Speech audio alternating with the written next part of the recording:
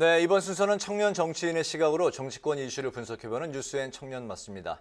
오늘도 뜨거운 토론을 펼쳐주실 두 분, 박영훈 더불어민주당 전국대학생위원장, 김재섭 전 국민의힘 비대위원 두 분 나오셨습니다. 어서 오십시오.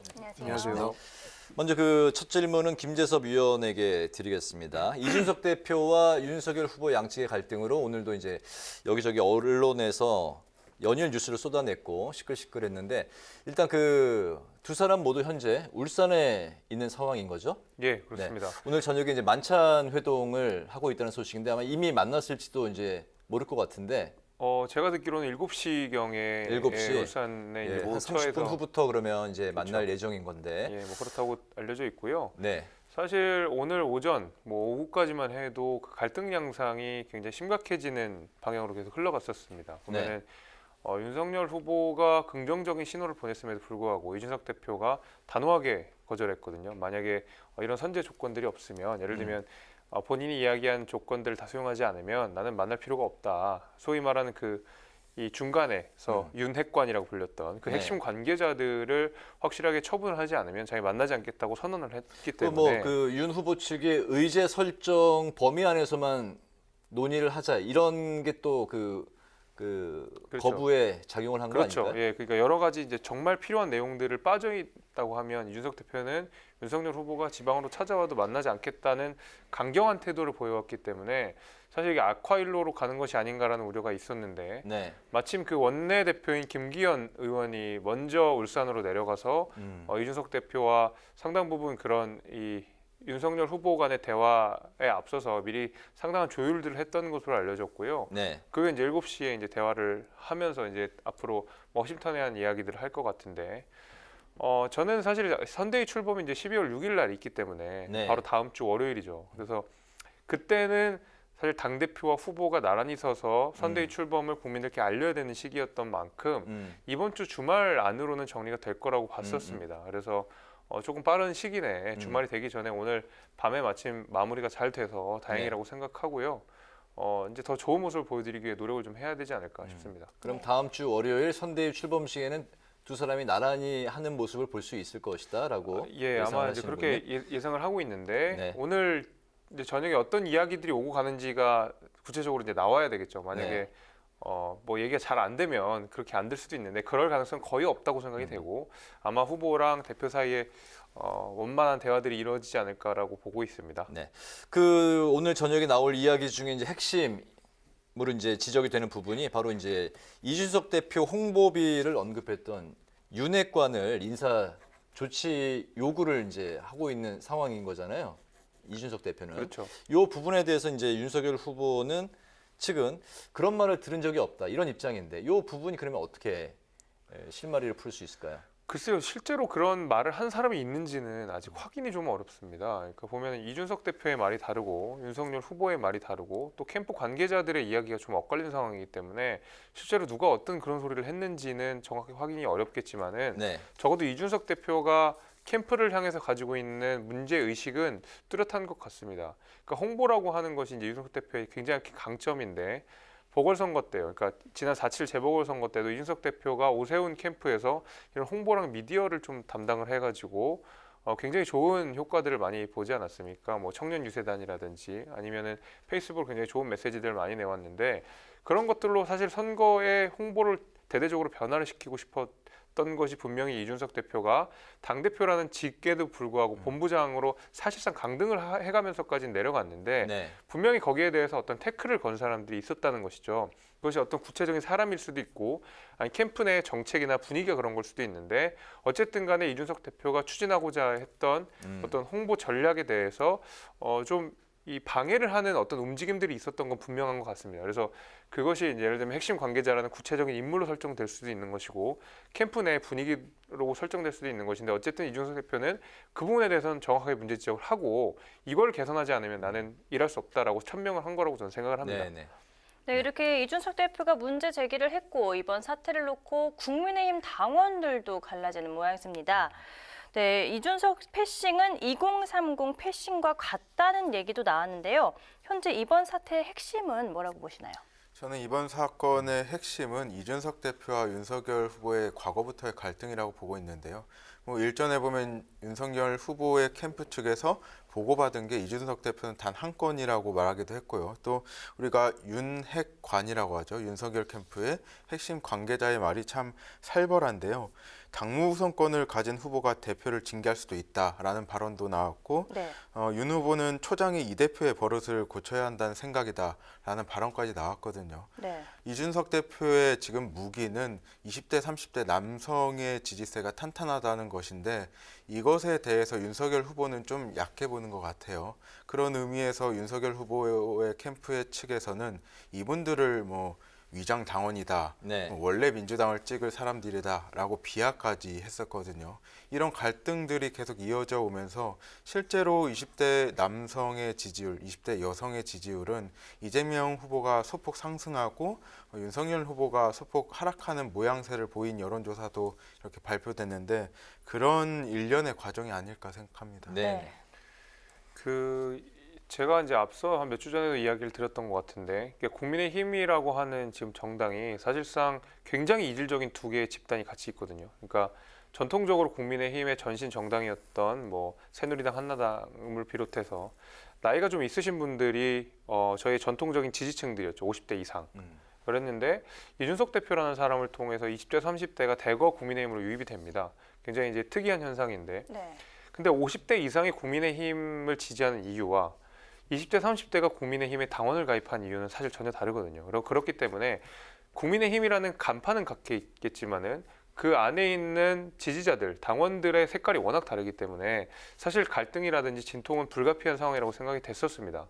그렇기 때문에 사실 이준석 대표라고 하는 정치적인 상징성으로서 20대, 30대가 결집이 되어 있는 것이고 전통적인 지지층들이 사실 윤석열 후보라는 상징성으로 이렇게 지지세를 몰아가고 있는 상황이기 때문에 이런 진통이나 이런 것도 불가피했으나 사실 이게 융화하는 과정 속에서는 어쩔 수 없이 발생하는 일들이라고 생각이 됩니다. 그래서 네. 결국 국민의힘이라고 하는 정당 안에 우리가 소속이 되어 있고 정권 교체를 해야 된다라는 데에서는 대의를 다 같이 하고 있기 때문에 이 색깔이 다른 이질적인 집단들 사이에서 대화가 분명히 필요할 것이고 이준석 대표와 윤석열 후보가 대화를 통해서 이 지지자들을 어떤 하나의 대의적 차원으로 승화시키는 그런 일들을 앞으로도 굉장히 노력을 많이 할 거라고 생각합니다. 네. 네. 그 50대가 이제 뭐 그 전통적인 보수 지지층, 이제 국민의힘 지지층이라고 이제 좀 아까 말씀하셨는데 조금 전에 저희 그 주간 리서치 코너에서는 두 가지 여론조사 결과가 그 이재명 후보를 더 지지하는 쪽으로 이렇게 지금 50대가 좀 변화하는 그런 최근에 양상을 좀 띠고 있다는 말씀을 좀 드리고 싶고 그 다음 질문은 윤 후보와 이 대표 갈등에 공동 선대위원장으로 그 영입이 된 이수정 교수 이제 문제도 지금 있었는데요. 이준석 대표는 이수정 교수의 생각과 정책이 국민의힘의 방향과 다르다 이제 이런 입장 아닙니까? 네. 이견이 분명히 있습니다. 특히 그 형사 절차상에서 그 두 분의 입장이 좀 매우 다른 것 같은데 사실 근데 해결 방안은 간단할 거라고 생각이 됩니다. 저는 개인적으로는 오히려 둘 간의 대화나 그 지향하는 이 목적은 사실 비슷하다고 생각이 되거든요. 그러니까 이수정 교수가 이야기하는 것은 이 형사 절차상에서 여성들이 피해자가 돼서는 안 된다. 그리고 우리가 범죄로부터 여성들을 보호해야 된다는 인식이 있는 것이고 이준석 대표가 여기서 부인을 하는 것이 아니라 예를 들면 이렇게 해서 형사 절차상에서 여성의 진술만 가지고 재판이라든지 기소들이 이루어지게 되면 남성들이 의도치 않게 차별을 받거나 범죄자로 낙인을 찍히는 경우가 있다라고 네. 사실 문제의식은 같은 건데 접근 방식들이 좀 다르다 보니까 사실 이견처럼 비춰지는 것이라고 저는 보거든요. 그래서 당 방향성의 문제는 아닌 건가요? 그렇죠. 어떤 형사 절차상에서 개선될 여지들이 이 두 사람이 각각 다른 측면에서 보고 있는 것 같다고 생각이 됩니다. 그래서 이수정 교수가 주장하는 바에도 분명히 부작용이 있고 이준석 대표가 이야기하는 바에서도 분명히 여성들이 소외된다는 문제의식이 있을 수 있습니다. 그래서 저는 이수정 교수와 이준석 대표 간의 대화를 통해서 결과적으로 해내야 되는 것은 이것이 젠더 갈등으로 비화되는 것이 아니라 형사 절차상에서 어떤 식으로 여성들을 보호해야 되고 남성들이 그 기소 절차나 아니면 형사 절차 재판 과정에서도 차별받지 않아야 되는지를 구체적으로 논의해야 되는 그런 시점이라고 생각합니다. 그럼 이수정 교수가 언론 인터뷰에서 이제 그 이준석 대표를 만나고 싶어 하던데 그 조만간 만날 수도 있겠네요. 어쨌든 공동선대위원장으로 임명이 되었고 이준석 대표는 당대표고 본인도 공동선대위원장입니다. 지금 그래서 불가피하게 만날 수밖에 없고 당대표이자 둘 다 상임선대위원장으로서 당연히 대화가 이루어질 것이고 좀 좋은 방향으로 이 선거를 이끌어갈 거라고 저는 생각합니다. 네네. 이에 대해서 저는 좀 다른 생각을 갖고 있는데요. 정권 교체라는 5월 동주라는 배를 같이 탔다고 생각해요. 이준석 대표는 전통적인 페미니즘에 대해서 반감을 가지고 반박을 하면서 2030 남성의 지지를 탄탄하게 받았던 분이거든요. 애초에 이준석 대표는 이수정 교수의 영입을 반대한 입장을 계속 준거해 왔는데 윤석열 후보 캠프의 강행으로 이렇게 임명이 되신 분이에요. 그래서 이수정 교수와 이준석 대표의 갈등은 분명히 있을 수밖에 없고요. 또 이수정 교수는 이런 말을 했잖아요. 30대 아들이 있고 이준석 대표를 설득하겠다. 만약에 지금 당 대표가 60대, 70대 뭐 김종인 대표나 이런 분이었다면 만약에 이수정 교수가 나도 60대, 70대 아버지가 있다 이런 말을 했겠습니까? 이 과정에서 이준석 대표는 굉장히 자존심이 상했을 거라고 생각하고 다만 정권 교체라는 본인들의 목적을 위해서 당분간은 싸움을 피할 수는 있겠죠. 그렇지만은 20대, 30대 이런 청년들이 언제까지나 이준석 대표가 이렇게 물러나는 것을 지켜보고 있을 수는 없을 것이다라고 생각합니다. 네. 네. 이렇게 두 분의 청년이 나오셨기 때문에 이번 질문은 더 객관적으로 대답을 해주시지 않을까 싶은데요. 이 윤석열 후보를 지지했던 20대 대학생 모임 팀 공정의 목소리가 이재명 후보 지지를 선언했습니다. 이 국민의힘 선대위 합류를 타진했던 MZ세대 전문가가 또 민주당의 청년 인재로 영입되는 일도 있었는데요. 이 부분은 어떻게 봐야 될까요? 일단은 윤석열 후보의 20대, 30대 지지율이 홍준표 경선 후보의 지지율보다 현저히 낮은 상황을 보이고 있거든요. 그래서 기존에 홍준표 의원을 지지했던 그리고 국민의힘에 대해서 유보적이었거나 긍정적이었던 분들이 윤석열 후보만은 못 찍겠다 이런 사태가 일어나고 있다고 보고요. 실제로 커뮤니티나 뭐 다양한 SNS를 보면은 윤석열 후보의 다양한 발언들 52시간을 철폐하겠다, 최저임금을 없애겠다 이런 발언을 듣고 윤석열 후보에 대한 비토가 높아져 있는 건 사실입니다. 네. 구체적으로 여론조사를 보면 한국갤럽에서 12월 첫째 주 여론조사를 발표했는데요. 뭐 이재명 후보가 지는 여론조사는 많지만 20대에서는 23% 그리고 윤석열 후보는 22% 이렇게 역전한 결과도 있거든요. 이것들을 종합해 보면은 지금 윤석열 후보에 대한 20대, 30대의 비토가 상당한 것은 현저히 명백하다라고 할 수 있겠습니다. 네.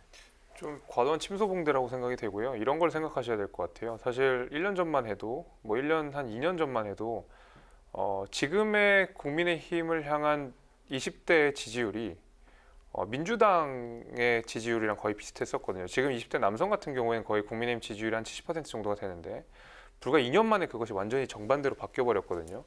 그러니까 민주당에서 이탈한 20대, 30대 남성들이 사실상 이제 국민의힘으로 많이 이렇게 지지가 쏠렸는데 최근에 뭐 말씀하신 대로 윤석열 후보가 일부 어떤 청년들이 납득하기 어려운 말의 어떤 언행들이 있었다고 인정을 하지만은 그래서 그 일부 그런 것들이 반영이 돼서 뭐 어떤 청년 집단들이 이제 이재명 후보를 지지한다고 지지 선언을 하고 뭐 이런 일들이 있었다고 저는 생각이 됩니다. 그래서 전체적인 흐름 자체는 이미 20대, 30대의 지지율은 국민의힘과 윤석열 후보에게 있다고 보는 것이 맞고 일부 거기서 이탈할 수 있죠. 선거 과정 속에서는 뭐 지금 청년 인재가 국민의힘 타진하려고 했다 뭐 민주당으로 갔는 뭐 그런 분도 계시는데 선거 과정 속에서 언제든지 지지 후보가 바뀔 수 있고 그것을 뭐 공개적으로 표명할 수도 있고요. 네. 얼마든지 가능한 일이고 그렇기 때문에 저희는 이걸 크게 보지는 않고요. 앞으로 이제 더 잘해야 되겠다는 마음은 분명히 있지만은 이거 자체가 선거에 큰 영향을 주거나 하건 아니라고 생각합니다. 네. 네네. 어쨌든 이 선대위에서 인재 영입에 참 그 진통을 양쪽 다 겪고 있는 것 같습니다. 이재명 선대위에서는 이제 1호 외부 영입 인사였던 조동현 상임 공동 선대위원장의 이제 사생활 논란이 불거지면서 결국 이제 사퇴에 이르렀는데 부실 검증에 대한 책임론, 뭐 선대위는 뭐 급박한 상황에서 인재를 이제 뭐 즉흥적으로 좀 영입하고 하는 상황에서 국회의원 선거나 이런 거랑 달리 검증에 상당히 어려움이 있고 그런 공식적인 그런 검증 위원회 같은 것도 없다라고 이제 이야기는 합니다만 두 분의 생각. 청년 정치인의 시각을 또 들어보겠습니다. 네, 김재섭 위원부터. 뭐 사실 이번 게 굉장히 큰 충격이긴 했었죠. 이제 1호 인재 영입 1호였는데도 불구하고 이것이 과도한 사생활 파헤치기라는 논란이라는 것은 이제 둘째치고 그것이 정치적으로 문제가 되지 않을 것이다라고 생각했다 그러면 민주당이 굉장히 안일한 태도를 보였던 것이고 민주당의 인재 검증 시스템에 대한 심각한 어떤 반성을 해야 되지 않나 저는 그렇게 생각을 하고 있고요. 사실 이게 비단 이번에만 있었던 일은 아니었습니다. 지난해 총선에서 사실 인재 영입이라고 해서 이렇게 민주당으로 데리고 왔던 청년들 가운데 저는 인재 영입 2호였던 것으로 기억하는데 당시 이제 굉장히 많은 미투 논란들이 있어가지고 세간에 아무튼 크게 화제가 됐었던 적이 있었습니다. 그래서 네. 도대체 민주당 인사검증 시스템이 어떤 식으로 돌아가는 거냐. 그냥 이력만 몇 개 보고 그때그때 구색 맞추기로 청년들 데려오는 거 아니냐는 비판이 그 당시에도 있었음에도 불구하고 사실 그것이 1년, 이제 2년이 채 지나지도 않은 상황에서 이런 일이 재반복됐다는 것은 민주당이 지금 청년 인재를 영입하는 과정 속에서 그것을 얼마큼 진지하게 고민하고 있고 얼마큼 심각하게 보고 있고 이들을 위해서 무엇을 해줄 건지 그 이들이 민주당에 무엇을 할 수 있는지에 대한 고민들이 상당 부분 부재되어 있다라고 저는 생각하고 있습니다. 네. 일단은 조동현 교수에 관해서는 공직에 출마하신 분도 아니고 장관 청문회를 뭐 겪는 분은 아니잖아요. 이건 엄연히 사생활의 영역인데 마치 이분이 공직에 출마하는 것 마냥 검증대에 세우는 것은 너무 과도하다고 생각하고요. 조동현 교수조차 본인의 아이를 지키기 위해서 사퇴를 한다고 이렇게 밝혔어요. 본인의 아이의 실명까지 거론되고 모자이크조차 굉장히 허술하게 되어 있는 모습을 보면서 이분의 아이까지 피해받는 상황이 과연 우리 정치가 할 일인가라는 생각을 다시 하게 되고요. 뭐 총선 때 우리 영입 인재에 대한 말씀을 하셨는데 앞서 말씀드린 것처럼 조동현 교수는 공직에 출마하실 분은 아니거든요. 우리가 이분의 전문성을 통해서 이분이 능력 있는 것은 모두가 인정하는 바잖아요. 이분의 전문성을 통해서 우리의 정책이나 공약을 다듬는 수준으로 우리가 영입을 한 거지 우리가 국회의원을 내보내거나 어디 직을 주기 위해서 데려오신 분은 아니거든요. 그렇게 따지면은 국민의힘은 현직 의원이 뭐 다양한 구설수에 오르고 뭐 다양한 비위가 있는데 이런 문제에 대해서 공직자와 민간인 사이의 괴리를 너무 좁히는 게 아닌가 싶습니다. 네네. 조동현 교수는 이제 뭐 사퇴까지 했으니까 조동현 교수 이 논란에 대한 문제는 이제 시청자의 몫으로 둘려야 될 것 같고요. 오늘 그 뉴스엔 청년 맛수 이제 마칠 시간이 됐는데 오늘은 이준석 대표와 윤석열 후보 간의 갈등으로 내용이 계속되고 있는 국민의힘 상황 그리고 민주당의 영입 인재 논란을 살펴봤습니다. 지금까지 박용훈 더불어민주당 전국대학생위원장, 김재섭 전 국민의힘 비대위원 두 분과 함께했습니다. 두 분 말씀 잘 들었습니다. 고맙습니다. 네, 고맙습니다.